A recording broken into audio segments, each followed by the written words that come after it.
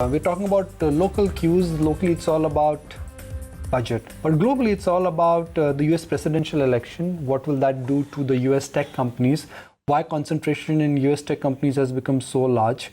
You got one, two, three, four companies now, I can count on my fingertips, which have crossed $1 trillion in terms of market valuations.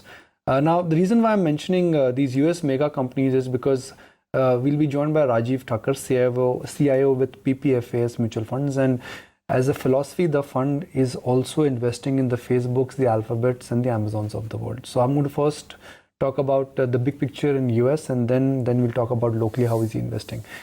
Rajeev, good morning. Thank you for joining us. $1 trillion plus for Alphabet, $1 trillion plus for Google. $1 trillion plus now for Microsoft. $1 trillion is where Apple has reached. Facebook is not $1 trillion, but yeah, almost there.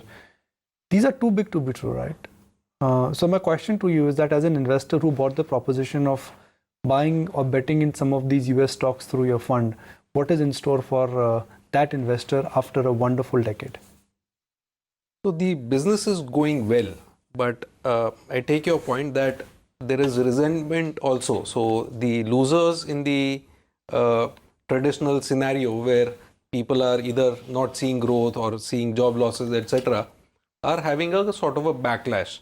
And in the US context, they've coined a word also, technology plus backlash.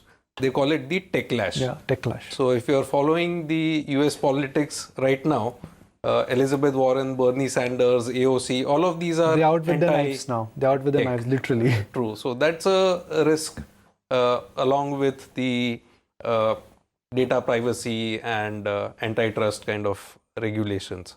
So on the business side, there's a huge momentum and tailwind behind them where they are entering newer sectors and entering meaningfully and growing their top line, bottom line. But at the same time, there are these risks. While we're on that, you are investing in global tech. You're finding tech quite attractive even domestically. Talk to us about the reasons why. Domestically, it's a very different kind of business. So globally, when I talk about these companies, essentially they are meeting the same age-old human needs, but in a different manner.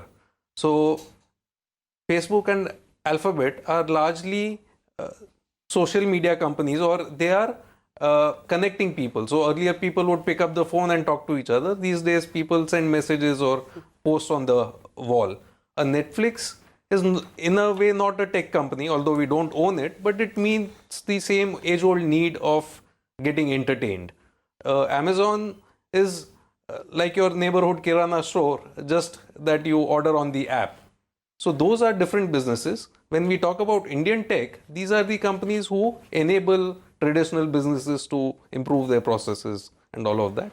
And even that is a big opportunity set. And whatever was the scenario 20 years back or 30 years back where labor arbitrage was one and a lot of skilled labor availability in India, that continues to hold true. And some of these people have learned the ropes as to how to enable traditional businesses to improve productivity. Rajeev, how is it that you've stayed away from some of the emerging tech companies like Tesla? They're going to be changing the face of the planet. It's going to be goodbye to fuel. Cars will be run on electricity, which they already are across the globe, yet to come to India in a big way. But what does not convince you about the business model? So there are plenty of new businesses which one can clearly see participating in a big way in the future. So one is, as you rightly mentioned, the electric vehicle opportunity around. The other is, let's say, things like ride hailing or ride sharing, the Uber, Lyft and Olas of the world. The third could be renewable energy, where clearly because of environment and the cheaper cost of renewable energy, world could move away from thermal power to, let's say, wind or solar.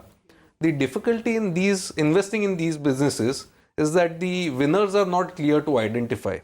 So will it be Tesla that will win the EV game, or will it be a traditional company like a General Motors which will change its fleet from internal combustion engine to a EV fleet? So even people like Jaguar and all are coming out with electric vehicles.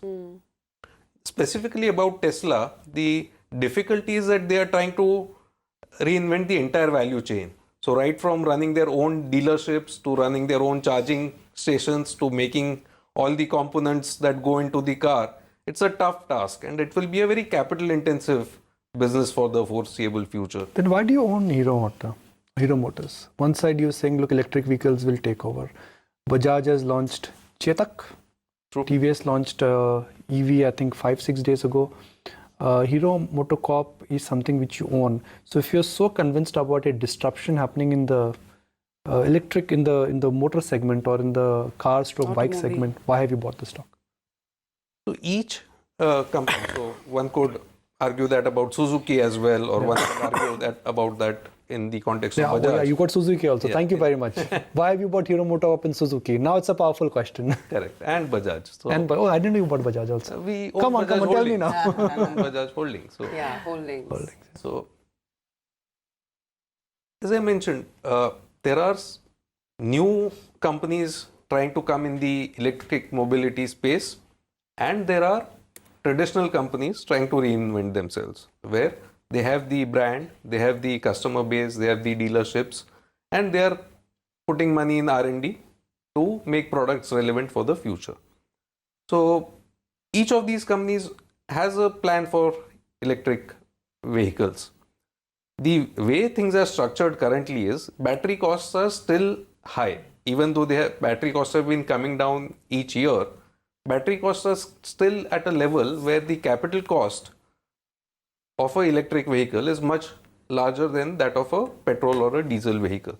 So Bajaj Chetak, for example, is 1 lakh rupees ballpark, which would be maybe twice the cost of a petrol vehicle. Now, as battery costs keep coming down, there will be a point where things tip over. And all the companies realize this. So Suzuki, for example, has a upcoming battery plant in Gujarat where they are having a 3-way joint venture with 2 other Japanese companies. Hero MotoCorp has invested in Ather, which is the bike company. So every company is cognizant of this factor and they are planning for the future. But which are the sectors of the future, really? I mean, you've touched upon them, but where is it that you find that big disruption come in? What could be the next Facebook or the next Uber or the next Alphabet? So I think some of the trends, and it's always easier to identify the losers in an emerging trend rather than identify the winners. But I think the trends of the future are electric vehicles, renewable energy, AI machine learning, cloud computing, and generally the app-based economy or... Any Indian company which gives you exposure to these? So one company which is active in this space is InfoEdge, for example. They run the Naukri.com and they have stakes in Zomato and things like that. But the unfortunate part is that given our listing environment, a lot of even purely Indian focused companies either stay private or they are listed abroad. So Make My Trip and Yatra are listed in the American markets. A Flipkart was private and then got acquired by Walmart. So, and Ola is unlisted and things like that. So not too many listed companies are there in India. You will never buy steel cement in this fund. I mean, is that a conscious strategy, or you would say, look, these are capital intensive businesses, but if you get the cycle right, commodities can make you, they cannot make you billionaire, but it can make you rich. So we have owned Ramco Cement in the past. We had a smaller position. So commodities will never be 5% and 10% kind of positions in the portfolio because inherently they are dependent on the getting the cycle right. But if one gets the cycle right, they could potentially go up 3x, 4x in a short span of time. So typically, as and when we buy them, they would be 1-2% of the portfolio. It won't be a very large position. You run a consumer-facing portfolio. When I say consumer-facing portfolio, Mahindra Holidays, Zydus Wellness, these are consumer-dominated franchise. Last 10 years have been good for consumers. Indians were able to leverage. Savings were coming down.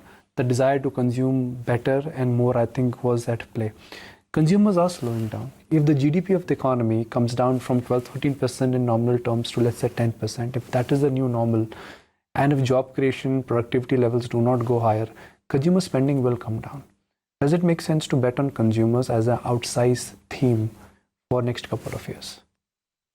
So finally, even a B2B business depends on an end consumer to buy things. So you may be a steel company, but if people are not buying cars or not buying homes, then steel consumption would be down. Or if you are a cement company, if people are not buying homes, cement demand would be down. So ultimately, everything depends on the end consumer. We all are optimistic on India per se from the longer term outlook. Sure, current scenario looks quite bleak in terms of GDP growth being down. I think we have seen these cycles in the past.